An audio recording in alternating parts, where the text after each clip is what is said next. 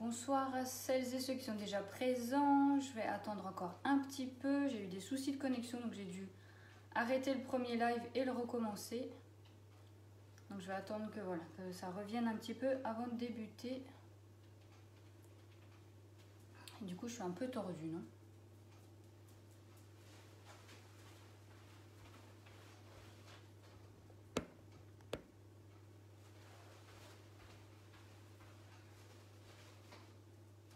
Ça va un peu mieux.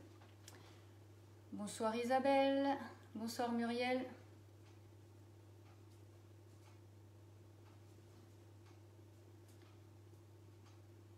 Bon, je vais commencer doucement. Alors déjà, tout d'abord, je vous souhaite une très belle année 2021. C'est mon premier live, donc voilà, j'avais pas encore eu l'occasion de vous le souhaiter vraiment en direct. Donc plein de bonnes choses pour cette nouvelle année, en espérant qu'elle soit quand même meilleure que celle de l'année dernière. Et voilà, qu'elle vous apporte tout ce que vous souhaitez, plein de bonheur, plein de belles choses pour cette nouvelle année. Donc premier live 2021 et je vais travailler ce soir dans le moule 12 petites tablettes. Donc c'est un moule qui était sorti du catalogue en août, qui est revenu à mon plus grand bonheur parce que ça fait partie de mes moules préférés. C'est un de mes moules préférés. Je trouve la forme trop chouette, trop mignonne. Ça fait en plus vraiment voilà, des petites portions individuelles et je le trouve vraiment bien. On peut tout faire dedans. Là ce soir voilà, ça va être des petites tablettes poire chocolat. Vous pouvez faire des flancs de légumes, des brookies, des entremets, enfin voilà, vraiment plein de choses. Et du coup avec une super jolie forme sur le dessus. Alors du coup, donc je vous rappelle, les moules Flexipant, on n'a pas besoin de les graisser ni de les fariner, c'est vraiment anti-adhérent. Ça s'enlève tout seul, c'est un super produit pour ça. Et vous voyez, ils sont relativement souples, ce qui fait que quand vous allez faire des coques en chocolat, parce que ce moule-là est aussi très bien pour faire les Kinder Country, ça fait des bons gros Kinder Country pour les gourmands.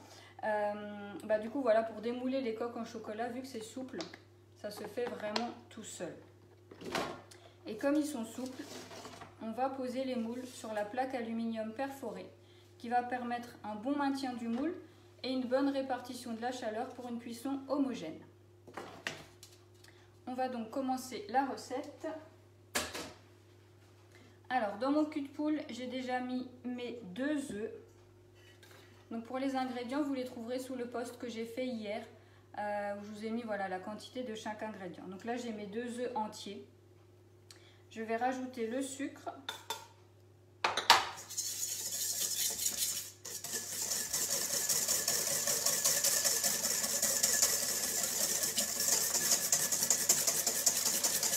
Alors vraiment, l'avantage du cul de poule, c'est que comme il a une forme vraiment arrondie, c'est que votre mélange il va toujours bien retomber au fond, ce qui permet vraiment une facilité pour mélanger et au final de devoir travailler un petit peu moins parce que tout se mélange vraiment bien. Donc maintenant j'ai mélangé mes œufs et mon sucre, je vais rajouter ma farine et ma levure. Donc là j'ai directement mis la levure dans la farine. Je vais le faire en 2 fois.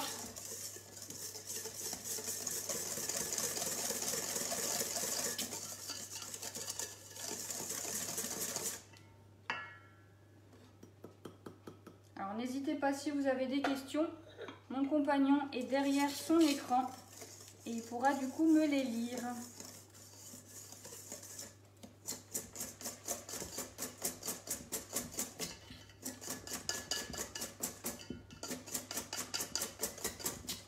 Donc voilà, là j'ai mes œufs, mon sucre, ma farine et ma levure. Donc vous voyez, voilà, j'ai vraiment pas remué beaucoup, on a une super préparation. Bien homogène, bien liquide. Les culs de poule Guy de Marle, ils sont vraiment bien parce qu'en plus, ils sont grands. Ce qui permet de voilà, bien pouvoir remuer sans que ça déborde et sans en mettre partout. Je dois avouer qu'au début, je ne travaillais pas avec ceux-là. Enfin, comment dire, avant que je me lance chez Guy de Marle, j'avais pas ces culs de poule. J'avais des culs de poule normaux, des saladiers, on va dire, qu'on trouve dans le commerce. Et depuis que j'ai commencé à travailler avec ceux-là, je m'en passerai plus. Que ce soit aussi bien pour la taille, donc la quantité qu'on peut mettre dedans, et donc la facilité, et du coup le fait vraiment qu'ils sont arrondis en bas et qu'on peut mélanger avec une très très grande facilité. et une très très grande simplicité. Donc voilà, maintenant je vais rajouter ma poudre d'amande. Alors après, à vous de voir, vous pouvez mettre amande, noisette, c'est comme vous voulez.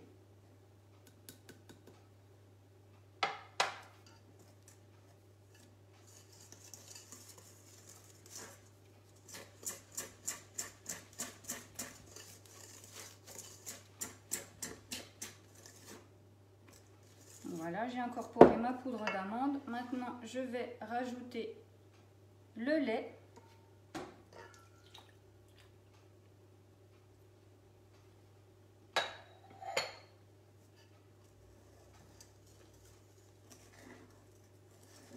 Donc là, on y va doucement parce qu'on avait une préparation quand même un peu compacte. Du coup, quand on rajoute quelque chose de liquide, on y va lentement au début. Sinon, on en met partout.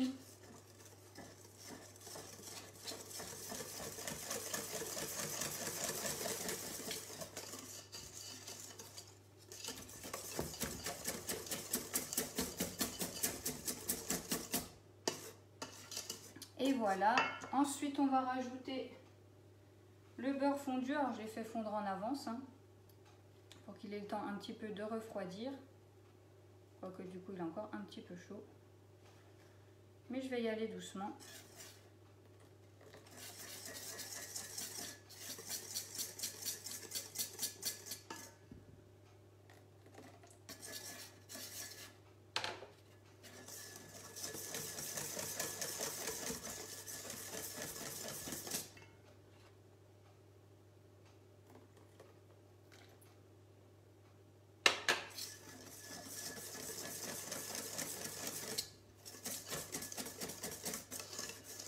Voilà, et je vais venir racler le fond de ma casserole où il reste un peu de beurre avec ma spatule double embout. Alors elle résiste à la chaleur, on peut faire des caramels avec sans souci. J'ai déjà testé du coup pour faire un caramel récemment. Et elle a un côté large et un côté plus petit qui permet vraiment d'aller dans tous les récipients, toutes les tailles, et elle racle vraiment bien. Elles sont super chouettes ces spatules double embout.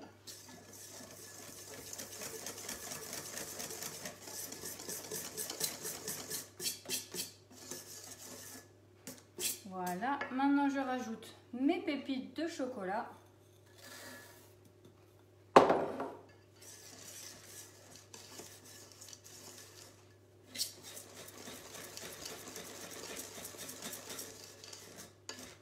Et voilà, là j'ai ma préparation du coup pour mes,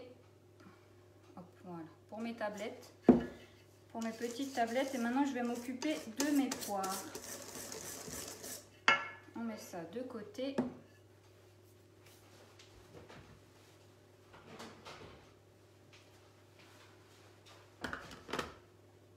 Alors mes poires, je les ai déjà épluchées, déjà coupées, j'ai déjà enlevé les pépins aussi, je les ai mises sous B-Save. Ça fait maintenant une bonne demi-heure que je l'ai fait, voire un peu plus. Et je vais l'ouvrir, vous allez voir qu'en fait elles n'ont pas du tout noirci, elles se sont pas oxydées. Le fait de les mettre sous vide, sous B-Save, ça a vraiment permis de les conserver super bien le temps que je commence mon live et que je termine de préparer ce que je devais encore préparer. Donc là c'est un exemple de ce que vous pouvez faire avec votre B-Save, mais du coup ça permet vraiment de conserver les aliments de 2 à 5 fois plus longtemps. C'est super pratique. J'ai envie de dire, en ce moment où on fait peut-être les courses un peu moins souvent avec tout ce qui se passe, au final on peut acheter en plus grande quantité, on peut prévoir un peu plus sur le long terme et on peut conserver sans problème, sans gaspiller. Alors pour couper mes poires, je vais utiliser le Tornado. Alors le Tornado, c'est un mini hachoir manuel qui va permettre de hacher aussi bien des fruits, des légumes, des fruits secs, des fines herbes, de l'ail, de l'oignon, enfin bref, plein de choses. Là j'ai mis la petite spatule en dessous pour bien aller racler le fond quand je vais hacher. Et du coup je vais mettre mes poires dedans, je vais juste les couper un petit peu.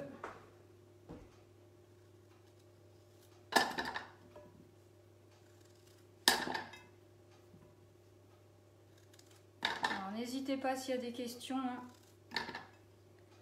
Comme dit, mon compagnon est là, il peut me les lire. Et du coup, il y en a? Non. Non. Ok.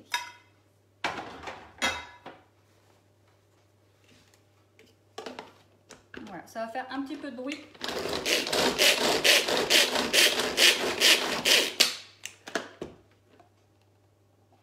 On va faire encore un peu. Et voilà.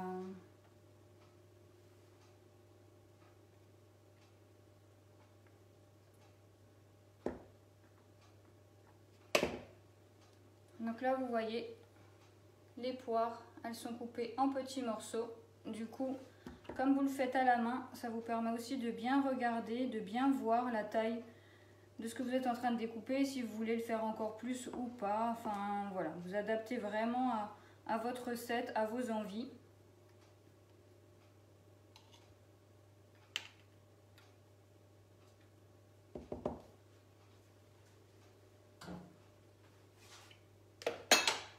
Et le Tornado est aussi livré avec un petit panier qui va permettre d'essorer les fines herbes, qui est vraiment très pratique. Pour l'avoir testé pour essorer des branches de thym, c'était vraiment bien de l'avoir au final parce qu'on a pu enlever un maximum d'eau et pas se retrouver avec cette eau là dans la sauce. Donc je vais prendre du coup mon moule. Voilà. Et du coup là maintenant je vais répartir ma préparation, la moitié de ma préparation dans le fond des moules.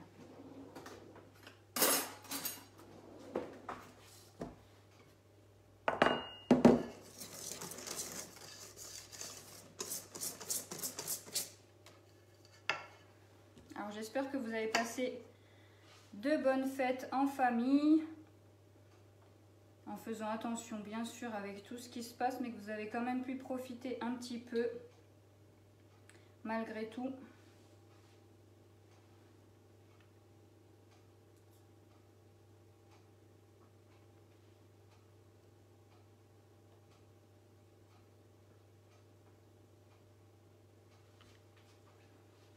Dites-moi en commentaire d'ailleurs si vous avez cuisiné pour les fêtes, si vous avez utilisé des produits Guy de Marle, qu'est-ce que vous avez réalisé, qu'est-ce que vous en avez pensé. Moi je sais pas, voilà, si vous avez vu, j'avais fait une bûche amande avec un insert framboise et rose. Et j'avais fait le dessert que les chefs Guy de Marle ont appelé chalet sous la neige. Donc c'était une mousse à la vanille avec un insert chocolat caramel fève de tonka. Ce qui m'a d'ailleurs permis de découvrir la fève de tonka et j'ai vraiment adoré cette saveur, je ne connaissais pas du tout. Et c'était vraiment une belle découverte. Donc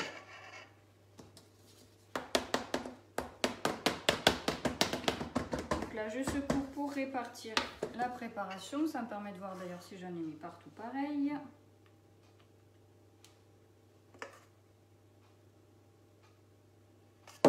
Voilà.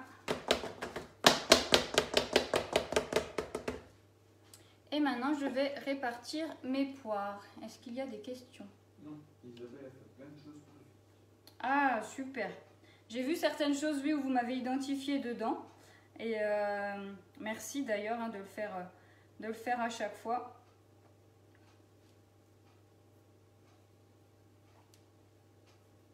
C'est vrai que moi aussi, apéro, c'était les mini cakes que j'avais fait en live. Hein, je vous les avais fait en décembre, je les avais mis au congélateur. J'ai pu les ressortir pour les fêtes. Les pâtés en croûte, pareil. Voilà, c'est vraiment bien aussi de pouvoir préparer en avance, pouvoir congeler. Et pouvoir ressortir au final quand on en a envie et besoin.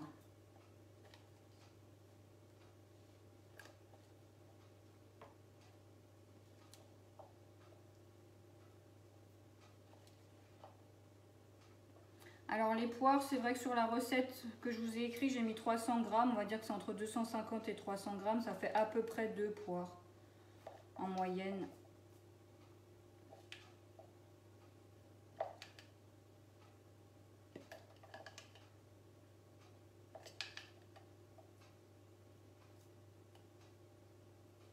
Donc là aussi ma spatule double embout bien pratique pour aller racler dans le tornado et récupérer tous mes morceaux de poire.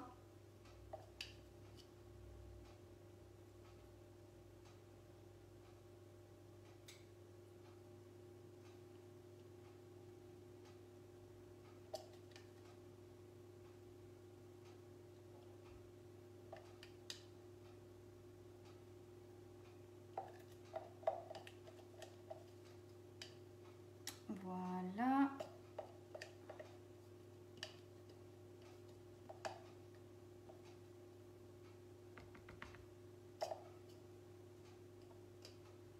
Voilà. J'aplatis un petit peu mes poires pour que voilà, j'ai quelque chose à peu près d'uniforme.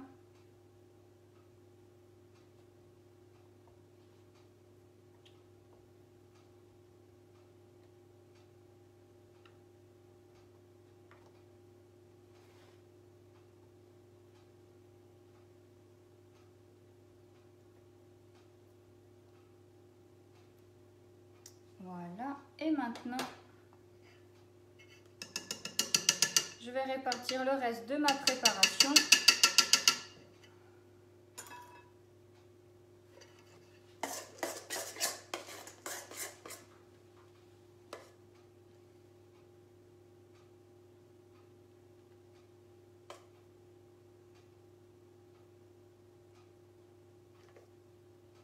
Toujours pas de questions?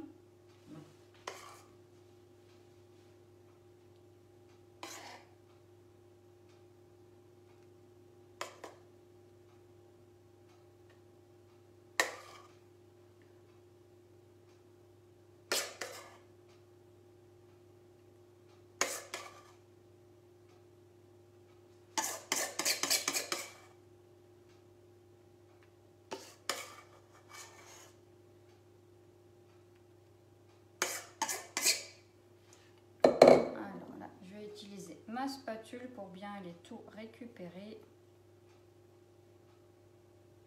Hop.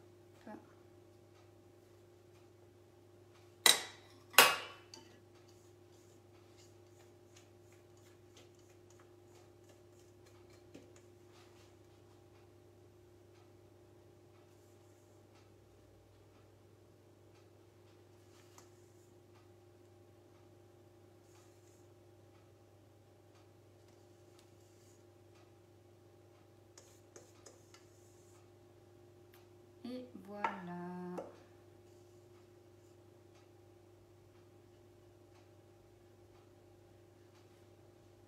À part les poires ou les tournes, on pourrait prendre quel autre fruit?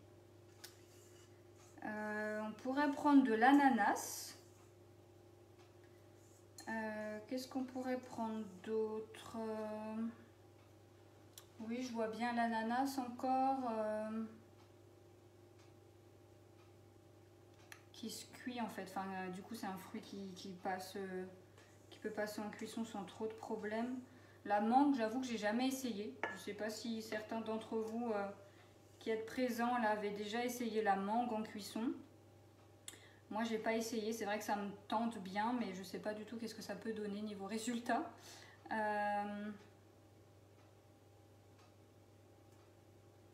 La banane. À mon avis, la banane, ça peut aussi bien le faire. Et oui, pour l'instant, c'est tout ce que je vois. Mais après, à tester, hein, selon les envies, selon les goûts de chacun, selon ce qu'on trouve aussi en rayon, bien sûr. Donc là, je vais à nouveau tapoter pour bien répartir mes préparations.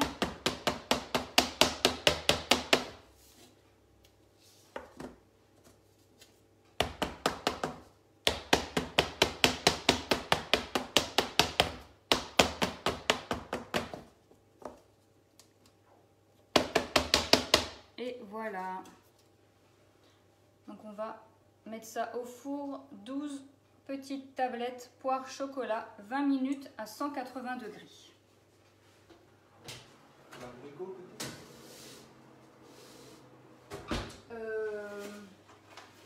Oui, l'abricot ça pourrait. Après c'est vrai qu'on en trouve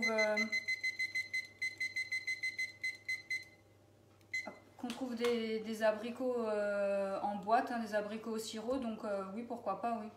C'est vrai qu'après avec les fruits qu'on trouve déjà prêt, ça ouvre un peu plus de possibilités que d'attendre la saison idéale pour ces fruits-là. Mais oui, abricot, ça peut être sympa aussi, je pense. Ouais.